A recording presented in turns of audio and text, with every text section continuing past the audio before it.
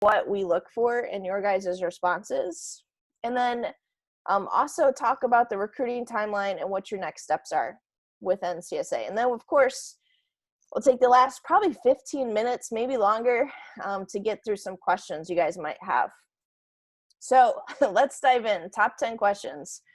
What are these coaches going to ask you? First and foremost, the number one question you're always going to get from coaches is, why my school? So I say Ohio State because that's probably where I loved coaching the most. So why Ohio State? What do you know about my school? What do you know about my program? And what attracts you to Ohio State? So for me as a coach, why I'm asking this question, I want to know that you're responsible. So you've done your research. I want to know that you're accountable for that too. It wasn't mom and dad that did your research. You guys were the ones that were doing the research yourselves as student athletes, so you know about us. And then I also just want to make sure that you're serious. So the more you know about my school, the more you know about my sports program, the more excited I get about you as a coach. So the less you know and the less you kind of bring to the table, the less likely I am to want to continue the recruiting process with you. Because I just think that you're emailing me to email me or calling me just to call me, not because you're actually interested in my school. Because it is a two-way street, guys. We don't want to just recruit anyone as a college coach. We still need kids that want to come specifically to our school and specifically to our program. So having a solid answer, doing your research on the front end, taking notes, and then having those notes ready is really, really important for you guys in this process. So that's my biggest piece of advice, is do your research. So before you pick up the phone, before you email a coach, make sure that you've got a good base for what that school and what that program are all about, because it will be asked of you. Another thing too I want to state here, guys, most of these questions are geared for phone calls and Zoom calls. Zoom calls are so big right now. And I think as college coaches, they've learned a lot about Zoom calls. Zoom calls aren't going to go away once this pandemic is over, which again, I hope everyone is safe and healthy. They're not going to go away. Coaches love them because they get to see kids face to face. They get to watch their reactions. So these can be for Zoom calls. These can be for phone calls. Some of these can be for emails, but for the most part, this is for interaction with coaches. So this next question I'm going to ask you is, tell me about your biggest failure. Who was responsible for it? We'll start with that one. And obviously you can see the next question here as well about regrets. Why we ask these questions, failure recovery is so important for us as college coaches.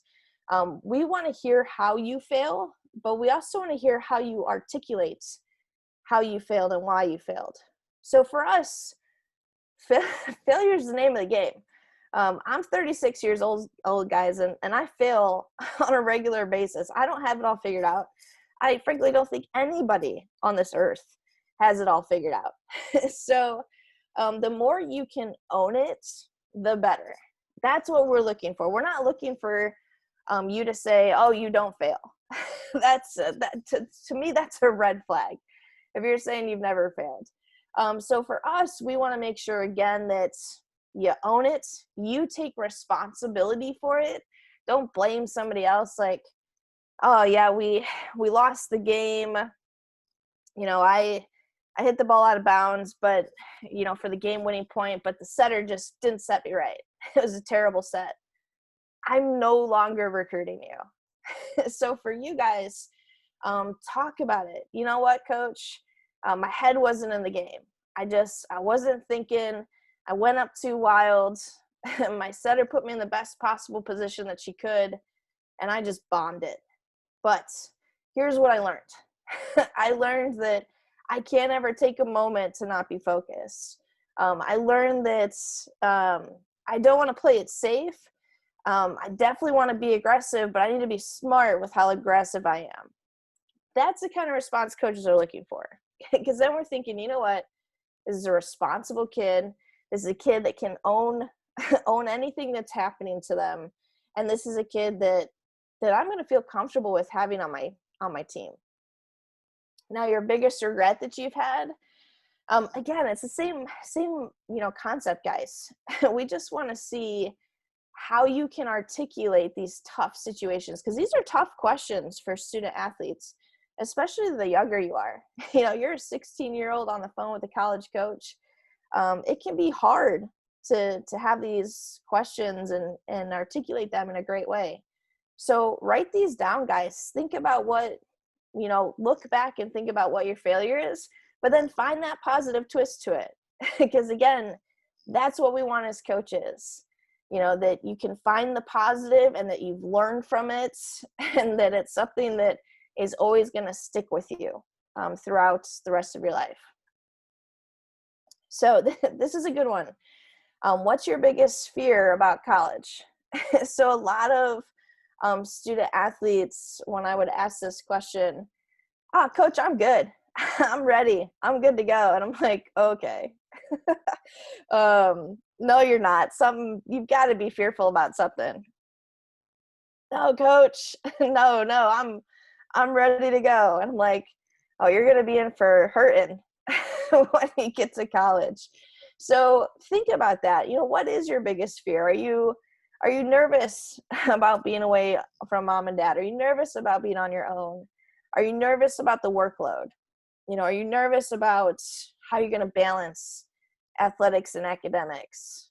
For us, again, the perfect answer is not saying that you're not nervous, because we ultimately know you probably are. The perfect answer is just being honest with yourself and honest with the coach.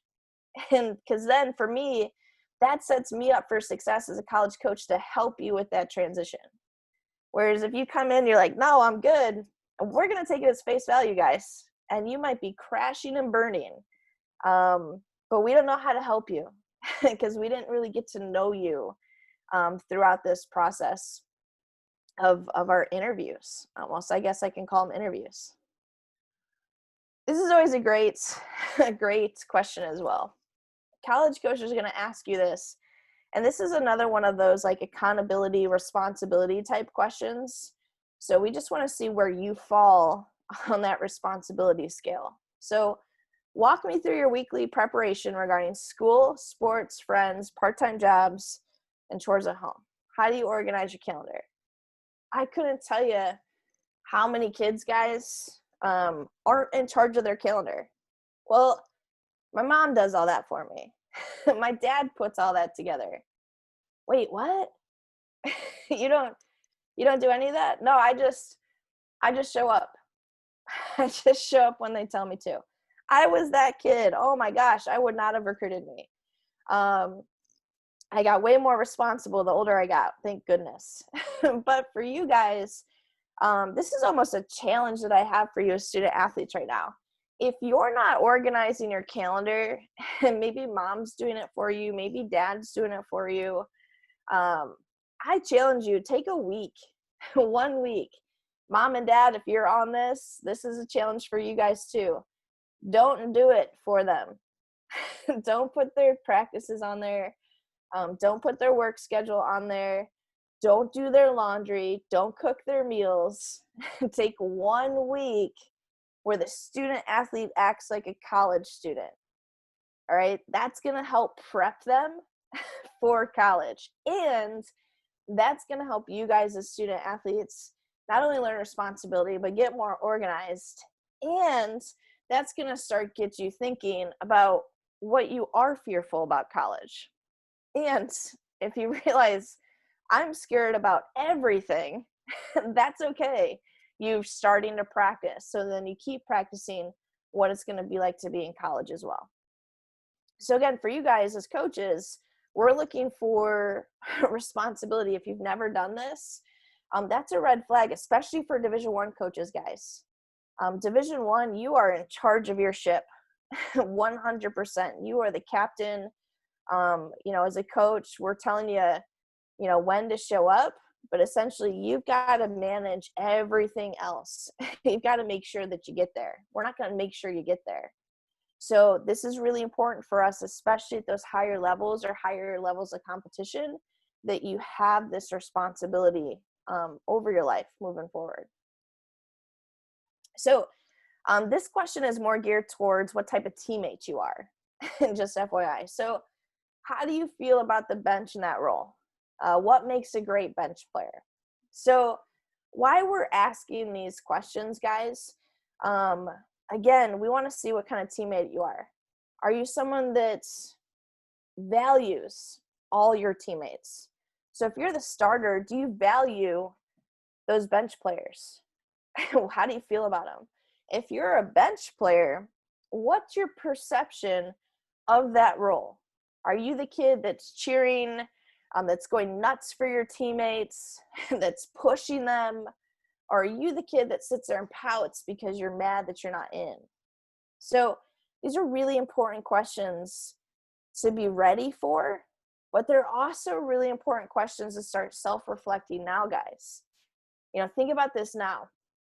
If you're on the bench right now, maybe you need to change your attitude. Maybe you need to cheer more. Maybe you need to push harder in practice. Maybe you need to have the mentality of, or not have the mentality of, oh, my coach just doesn't like me, and change that mentality to, you know what, I'm going to do whatever it takes to earn my spot. And you know what, if I can't earn my spot because that other person is better than me, then I'm going to take pride in doing everything I could to get there. Those are the kids we want to recruit, guys. Even top level programs need bench players. And I'll tell you what, when I was at Western Illinois, I had several bench players or walk-ons that earned starting roles because they valued their role on the bench. And they valued it so much that they were beating out starters in practice every single day. And they knew their job was to push that starter. And if they pushed that starter to the point that starter wasn't showing up, guess who earned the role? So that's what we're looking for here, everyone, is to make sure that you not only value your role, if that's your role, but if you're a starter, you value those that are on the bench.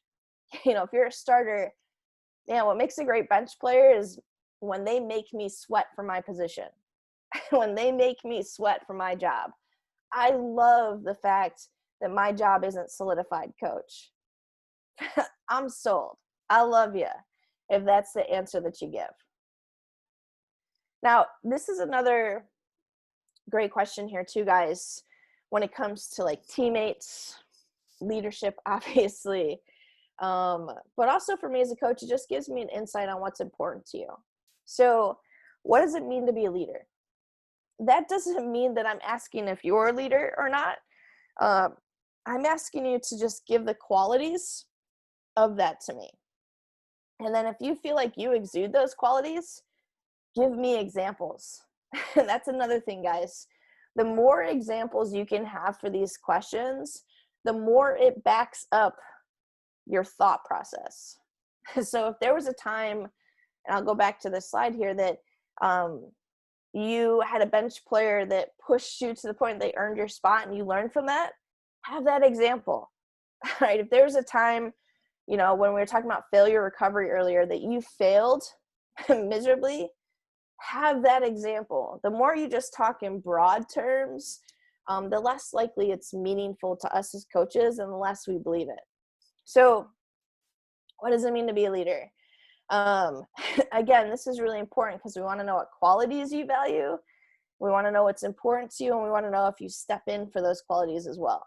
So if you're just talking about stats and you're just talking about the kills leader or the assist leader or the leading scorer on your team, whatever it is for your sports, that tells me that you value stats more than other things, which isn't necessarily a bad thing. Maybe that suits my personality as a coach. For me, obviously I'm a little bit different. I'm more like psychology based. So for me, I want kids that value leaders that are vocal, are aggressive, are nurturing when they need to be, but then push the team to the point where the coach doesn't have to step in and say something. It's already been said before the coach even gets to practice. So those are things, again, that start writing these things out. Start getting prepped for this. Because on the flip side, guys, you want to ask a college coach what they believe a good leader is. See if you match up to their beliefs. Really important. All right, these are some good ones. And these are tough questions and kind of trick questions. I'm not going to lie. So what sets you apart from your competition? Question number one. And they're all kind of related. What makes you believe you can succeed on this team and at this level? And then how long will it take for you to make significant contribution to our program? So all of these questions, guys, again, they're kind of trick questions. So we're setting you up a little bit because we want to see how you react. So what sets you apart from your competition? You don't necessarily know who else I'm recruiting. Some college coaches, most college coaches, I should say, keep that tight to the hip. So what we really want is to hear from you what you can bring to the table. So a great response, guys, is, you know what, coach, I don't know who else you're recruiting, but here's what I bring to the court. Here's what I bring to the pool. Here's what I bring to the locker room. And then start listing off what you bring, what makes you different, what makes you suitable to have that coach want to talk to you and want to further recruit you. What makes you believe you can succeed on this team and at this level? Do some research. Do some research on the school. Do some research on the players. And then talk about yourself. Coach, here's what I know about your school and your team. All right, so I know that your team is hitting over 300. I know that your team has a foul shot percentage, and I'm just going to use other sports here, of 85%. I know that your team is typically swimming the 50 free in under 20 seconds. Whatever you know, state what you know. One, again, that shows me that responsibility and accountability. You've done your research. And then two, you're going to show me how you're going to be able to beat that. So then talk about, listen, coach, here's my free throw percentage. So I know that I can succeed because I am meeting or excelling what your team is currently doing. And that's my goal, is to make your team better. I don't want to go in and just be what your team is currently doing. I want to help you make your team better. And then how long will it take for you to make a significant contribution to our program? Again, so all these questions are more confidence-based over cocky-based. So this is almost where you're like humbly talking about yourselves, or it's like a humble brag. I'm sure you guys have heard that before. So you don't want to go off the tangent with, well, coach, right away. Duh. I'm going to contribute right away. That's not what we're looking for. We want you, again, to self-reflect and tell us, you know what? I'm going to try to make a contribution right away, coach, in whatever role you need me to be. So, of course, I'm going to come to practice. I'm going to be early every day. I'm going to make sure that I show up and I'm giving 100% for every drill. I'm going to make sure that if you need me to be a bench player, I'm going to be the best bench player you have. I'm going to make sure I push your starters to the point where I'm going to earn that starting spot someday. So those are the things that we're looking for. Again, that you have confidence in your ability and you're not looking too hard to compare yourself to competition that maybe you don't even know exists. So really important, guys. So these questions are more like character-based, obviously. So we want to see how self-aware you are, but we also want to see how comfortable you are in the uncomfortable. 90% of kids that I talk to, one, we're just uncomfortable with phone calls in general, which with the generations, it's only gotten worse with TikTok, with Twitter, with any social media, with texting, kids kind of just say what they want when they want, but then they can't have phone calls because, one, they're not used to having phone calls, and two, they can't say what they want when they want because they'll get held accountable for that. So it's really important that you guys start practicing these phone calls as well, whether it's with your coach, whether it's with your parents, your siblings, your teammates, or even a third party like NCSA can help you guys practice these conversations. Because again, college coaches are trying to get you uncomfortable to see how you react, because a lot of times in college when you're playing, you're going to be in uncomfortable situations, whether it's a physical play or it's a mental play, what have you. We want to make sure that you guys are going to be set up for success. So if I grabbed your worst enemy, what would they say negative about you?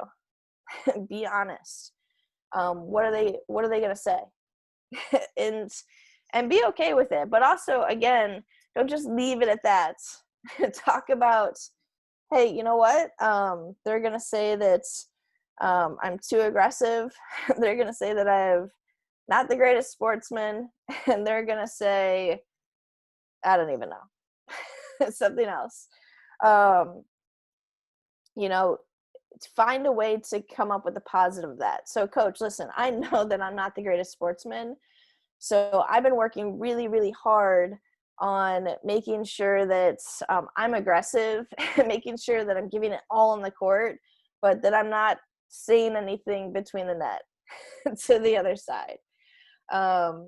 You know, those are things that you guys want to start thinking about. And if you're not sure, like, what a coach would or what someone would say that would be negative about you, ask someone, which is really uncomfortable, but ask them, because then that's going to help you grow and develop as a person, but also grow and develop as a recruit as well. And then share 3 words those closest to you would use to describe you. Again, these are uncomfortable situations. It's always uncomfortable to talk about yourself. But again, as a college coach, we want to see how you do in the uncomfortable. We want to see how self-aware you are. We want to see how reflective you are of your own life. These what would you do scenarios, I love.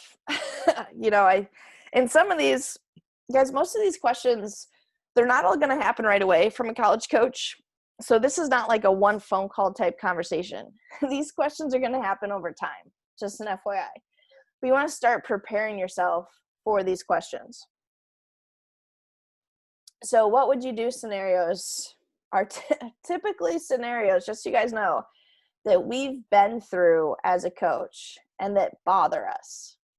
So that means that we have personal experience with these scenarios, and we probably aren't that tolerant of such scenarios. So that's something to think about on your guys' end too.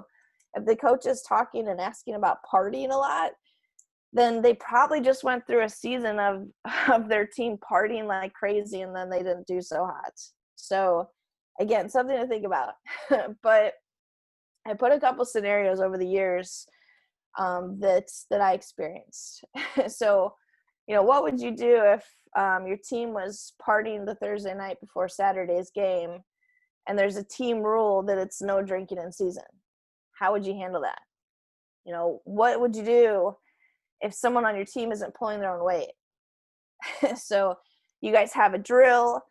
You can't get to the next drill unless you get through that drill, and you've got one person that's just killing your drill. What do you do?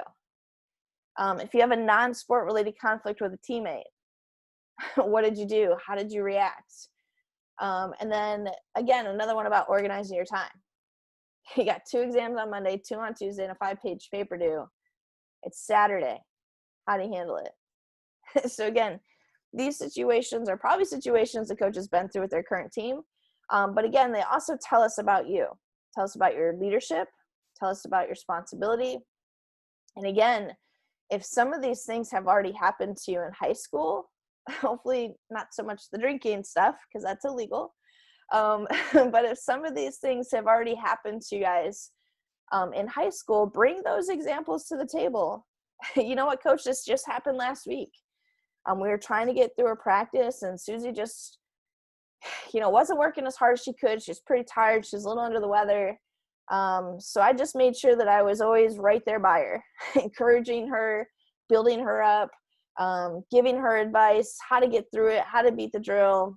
And then we got through it. So again, having those examples, guys, shows me as a college coach, your responsibility, your accountability, and also your seriousness, just your overall seriousness.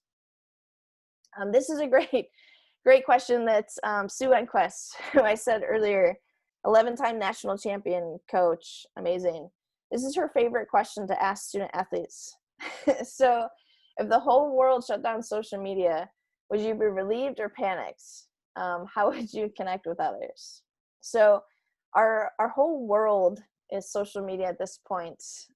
It's crazy. So we just want to know how you'd react, because in college, you don't have a lot of time for that. And also in college too, especially the bigger name schools that you go to, there's a lot of criticism on there. There's a lot of critiques and almost bullying for athletes, because your world sometimes is, a 40-year-old man's world, depending on what sport you play, especially like, college football. Think about how much is criticized on Twitter and social media with college football. So we just want to know, like, where your headspace is. Would you be in a good headspace and be excited and be okay? Or do you rely on social media for your livelihood? So again, there's not necessarily a wrong answer. You just have to own your answer with this one.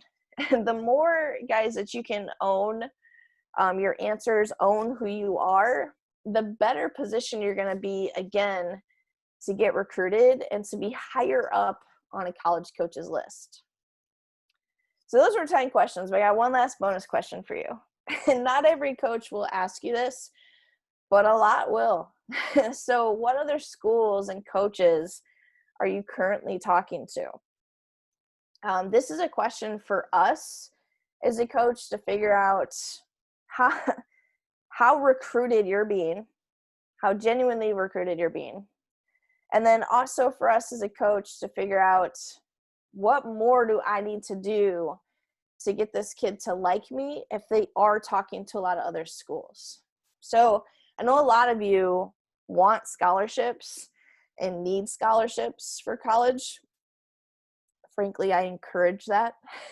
Like I said, you should be using your sport to get school paid for, no doubt. So for you guys, you want to have a huge list. So when a college coach asks you this question, if you just start rattling off 20, 30 schools, yeah, coach, I'm talking to Northwestern. I just had a conversation with their coach last night. I'm talking with Nebraska tomorrow. I've been talking to Florida, Florida State, Iowa. I've had several conversations with Oklahoma, USC, Stanford just got on my radar recently. That coach is going to stop you and say, okay, that's great. And then that coach is going to start panicking. So that's the position that you guys want to be in as a family. You want to have the leverage in the recruits coach relationship. You want that coach to think, oh my gosh, I've got to get on this kid. This is my first phone call with this kid. This kid's already talked to 20 other schools. I probably need to shoot some more money at this kid. I'm probably going to have to put out a big paycheck for this kid.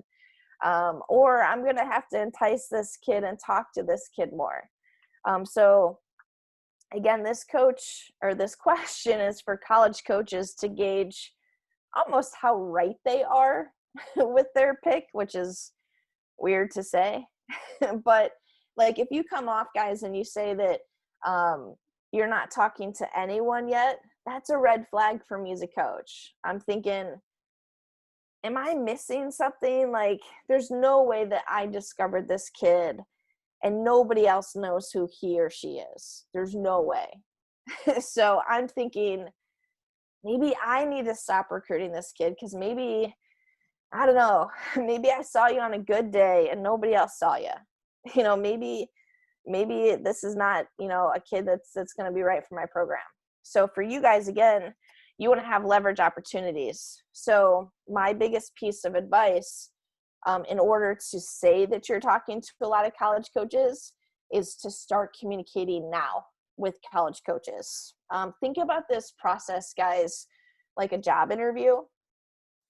So if you just have your profile on LinkedIn, you're naturally going to get some looks.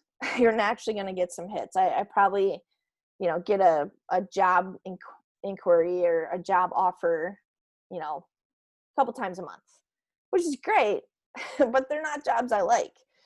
So for you guys, the more you want to answer this question with a bang, the more you want to give yourself leverage when it comes to scholarships and finding the right fit school, the more you need to take ownership of your process, which leads me perfectly into now what? Now that you know the questions you're going to be asked, the why behind it, what good and bad answers look like, what actually should be happening? So for 2021s and 2022s, communication like crazy should and can be happening for a while now. Offers can be happening. All personal contact can be happening. Texts, phone calls, emails, direct messages through social media, virtual campus tours, offers. Again, all these things should be happening if you're in that 2021, 2022 class. If you're a little bit younger, you guys are responsible for initiating that contact. So camp invites, questionnaires, and brochures should be happening all the time from college coaches. There can be communication through a third party for Division I and Division II. And then D3, NAI, and junior colleges can text and call and email you.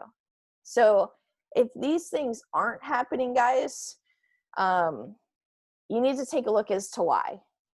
And the number one reason why these things aren't happening, it's probably not because you're not good enough. It's probably because these coaches just don't know who you are. I mean, if you think about it, like for football, right? There's over 1 million kids that play high school football. Not all those kids are going to play in college, but there's only about 900 schools that offer football. So do you guys think that 900 coaches are aware of 1 million kids out there? No, they're aware of the blue chip kids. So those kids that are just the Trevor Lawrences, the Justin Fields of the world. But they're not aware of those other kids. So most of recruiting, guys, is reliant on you guys as student athletes putting your names out there. So why should you start your process now? The number one reason, guys, and again, this is more geared towards underclassmen, upperclassmen. You guys should already be going. If you're not, we'll talk about that. But why start it now? It takes time. It's not like a 30-day process. Do some kids commit within 30 days? Yeah, we see it happen. But most kids, most student athletes, it takes time to get recruited. It's a 6-month process. It's a 2-year process. It's a 3-year process. It's a long time. So the more that you can start your process now and get comfortable, get educated, get prepared, the better decisions you guys are going to make later. So think about that. Think just in your daily life. If you're rushed to write a paper because you put it off to last minute, you're probably not putting out your best work, right? But if you had taken time to find more resources, find more references, find more information and do more research, you probably would have crushed that paper. So again, we want to make sure that you're crushing your recruiting process. And the number one way to do that is to start early. And if you're late to the game and you're an upperclassman and you haven't started yet, that's when you guys are going to want to schedule a recruiting assessment. Even if you're younger, you want to schedule a recruiting assessment. This helps you guys sit down as a family, discuss your goals, your academic goals, your athletic goals, get all of your goals on paper, and then we help you build a game plan to how to achieve those goals. So it's a 45-minute conversation with NCSA. You can meet with one of my recruiting specialists in your sports, and it's going to help you, again, analyze where your family's at, analyze where your family needs to be, and help you get a game plan put together. So just so you guys know, that 45-minute call and the profile that you're going to have through NCSA is absolutely no cost to you. There's no cost to that. But we do have premium memberships available if you guys do need extra help. If you don't need extra help, that's okay. There's no pressure to invest. At the very least, guys, this recruiting assessment will help you get a game plan put together. So just to remind you the sports that we do work with, because I want to make sure that when you schedule a recruiting assessment, we can help you guys. We've got the men's and the women's side right here for you. So if you don't see your sport, again, this webinar is still helpful for you because these are questions, regardless of NCSA works with your sport or not, that college coaches are going to ask you. But if we do see your sport up here and you haven't started your recruiting process yet, email me directly. My email, guys, is ahall@ncsasports.org. In the subject line, put assessment request, and then give me some information. Student athlete's full name, the sports, position, varsity experience, city, state, high school, club team, parents' names. Guys, if you're a student athlete that's on this webinar and parents aren't with you, make sure that you copy them on the email address. I don't want your parents to be shocked when we give them a call. So make sure, again, that your parents are on the email address so that they know that this is coming. And then if there's better days that your family's available, maybe Wednesday nights, everyone's home for dinner, tell us those days, and we'll do our best to accommodate those for you guys. But again, if you want an assessment, you can email me directly at ahall@ncsasports.org, and we will get those assessments rolling for you guys. Make sure you guys get a good game plan. So as promised, I'll take the last 15 minutes here to answer some questions for you guys. So if you have questions, you can put them in the Q&A box, and we can get rolling with those.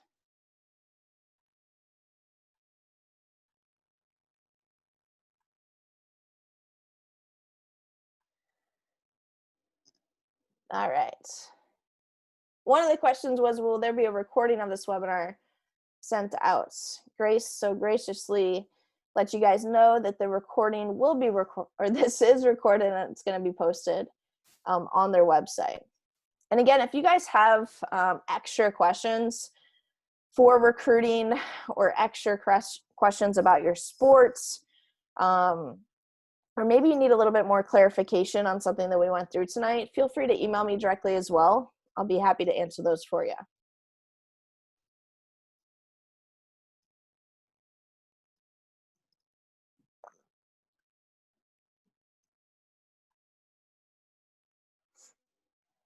All right. How much film do I need to have before talking to coaches? So it depends. Colton, right now with COVID, things have been a little weird and wonky as far as getting film. So we want to make sure that you guys have some type of footage. You don't need perfect footage. You can have practice film. You can have a skills video. You can record a private lesson. That's super helpful when it comes to, having phone calls with college coaches. But in order to just email a coach and express your initial interest, you don't necessarily need film right away. You just need to make sure that you've got a lot of athletic and academic information that's appealing for college coaches. So the deeper you get into your relationship and the more serious you want a coach to be, the more film you're going to want to have.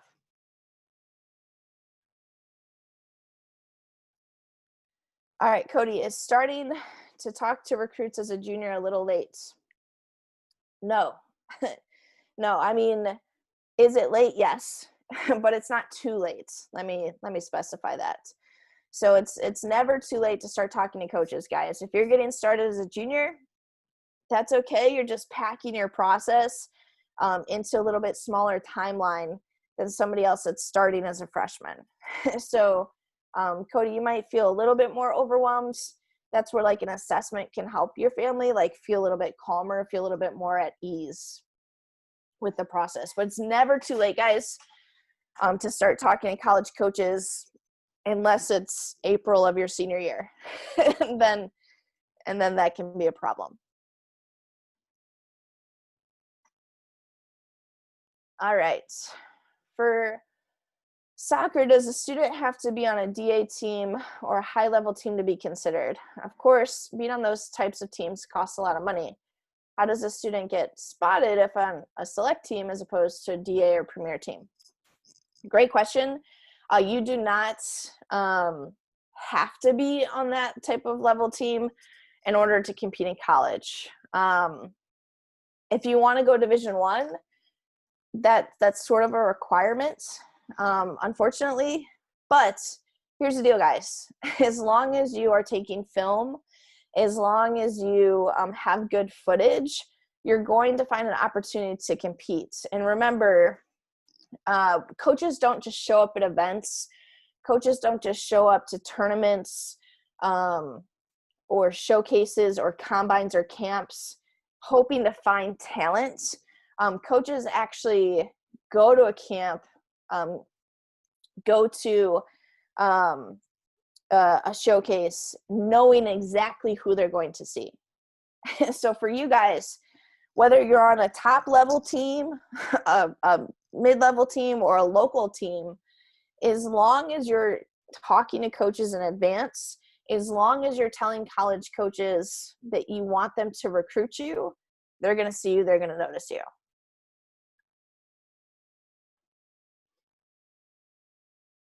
What is the best approach to reach out to a coach, particularly the first time?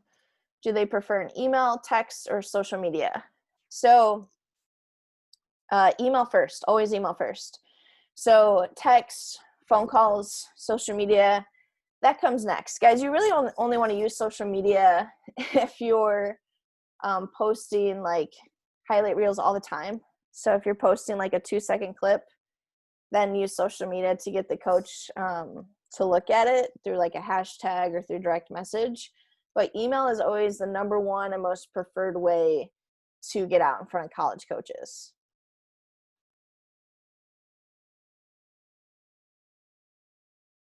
If I'm already a member of NCSA, are you able to help me, or do I stay with the coach you're with? Willie, I can help you if you have like an extra question. You'll keep your recruiting coach, but email me directly if you need some extra help, if you need some extra advice. I am 100% willing to talk that through with you. I want to make sure you're in a good spot.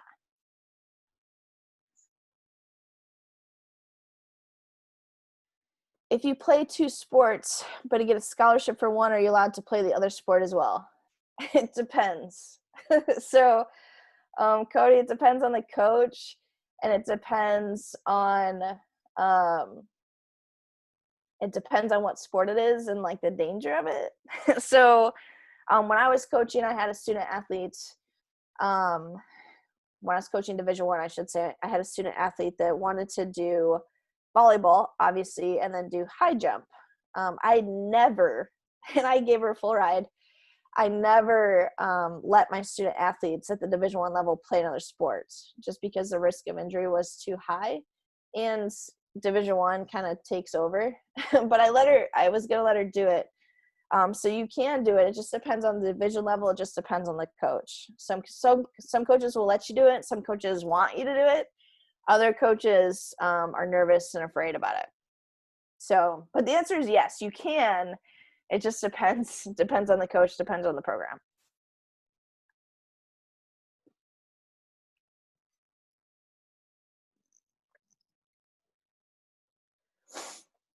Should we only talk to schools we know a lot about, or is it okay to target schools that we don't know much about, if only to make conversation with multiple schools?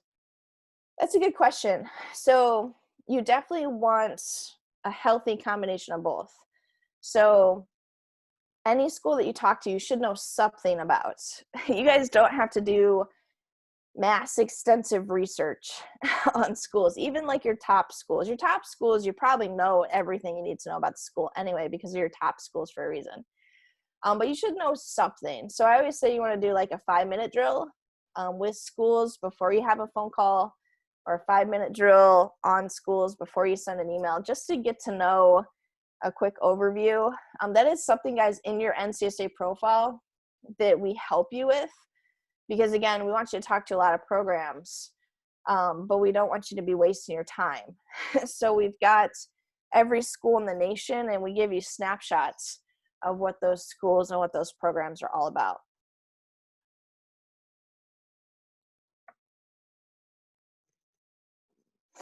So we'll take as many questions as we can in the next 8 minutes here, guys.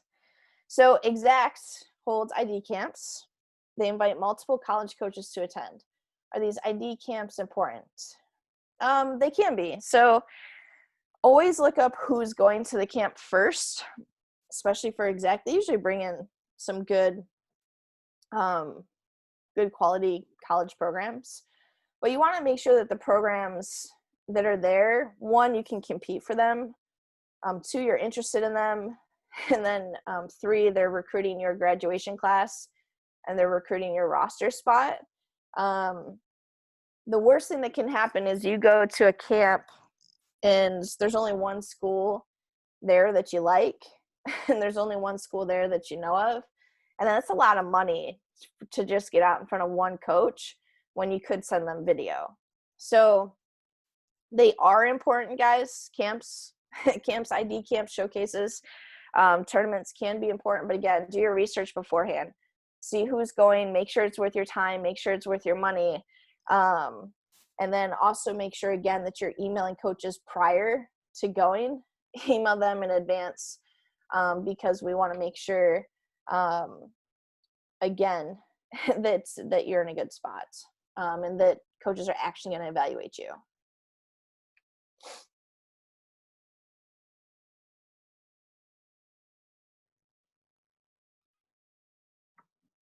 All right. I'm a junior with a 4.25 GPA. Awesome. And being offered scholarship money from D2s. But I need to ask what academic scholarship money may be offered. Is it too early as a junior to reach out to admissions offices? No, but Lindsay, I would actually talk to the coach about it too. So it's awesome that they've been offering you athletic scholarship money. I would just ask them what that looks like on the academic side as well. Most college coaches will actually be forthcoming with that and get you a better outlook on what it would look like academically and athletically for you. If they haven't yet, again, I would go to the coach first, but no, it's not too early to reach out to those admissions offices.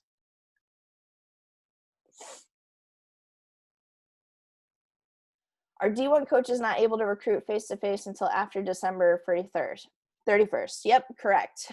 So D1 has the harshest restrictions when it comes to recruiting right now.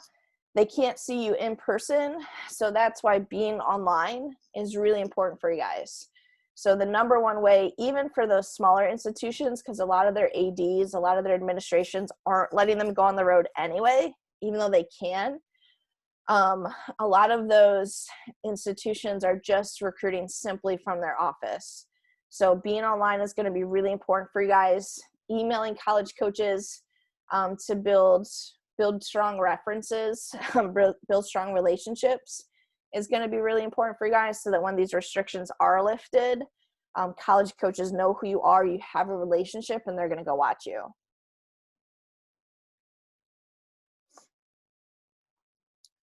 Does NCSA only focus on American schools? What about Canadian? There are like 2 or 3 Canadian schools that we do help out, but for the most part, our schools are purely American. We can help international students come to America.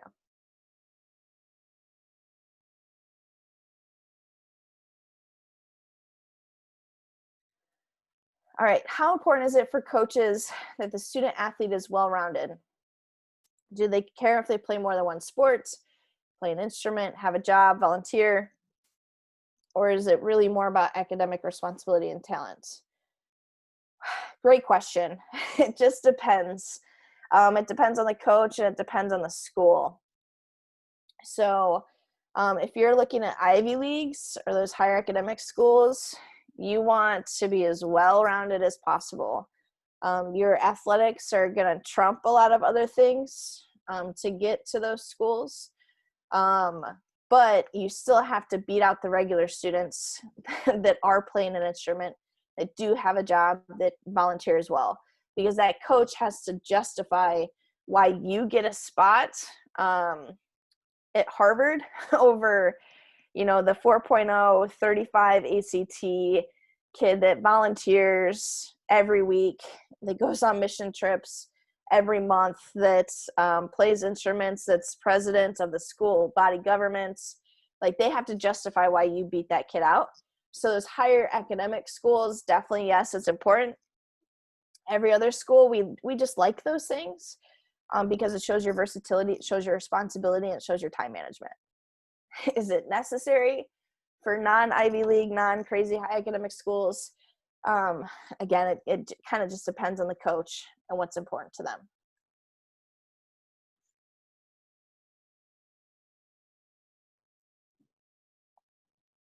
How do we find out about ID camps? How is this affected during COVID? So there are still some ID camps going. Shockingly, it's mostly in the warmer states that can provide a little bit better social distancing. You can just go online and search for them through Google. Through our NCSA memberships, we actually have a camp finder as well. So you can search for camps that are close to you, that are still up and running. So again, just Division I can't recruit at those camps, but other division levels can. A lot of people are using ID camps right now during COVID to just film, to get some sort of footage since seasons have been postponed. And then last question for the evening, guys. Thank you again, everybody, for being so active tonight here and asking great questions. What type of information should you include in an initial email to coaches? So great question, and a doozy for the last question of the night. But essentially, you want to include what you know about the school right off the bat. Make sure it's personalized to the coach. You want to make sure you include a little bit about you, why you love the sport, why you want to play, what you're going to bring to a team. And then you want to kind of leave it with like a call to action. So, asking them a question and also giving them a link to your profile, which is essentially your resume. So giving them more information they can go find online about you. That's a nutshell version, guys, and the brief template version. That's something that NCSA can help you with as well. We have former college coaches like myself that can actually sit down with you guys and write the email with you, which is great. Make it super personalized to you, super personalized to that college program. And again, just help you have that best education moving forward. So guys, that's it. That's all the time we've got for tonight. Again, thank you so much for participating this evening. If you need extra help in recruiting, you want to sit down and get a game plan put together, email me directly again at ahall@ncsasports.org. Subject line, put assessment request. We'll make sure we get you guys caught up to speed, get this process underway, and make sure you guys are in a good spot. But again, thank you so much for spending your Monday with us. Take care, stay safe, stay healthy, and we'll see you soon.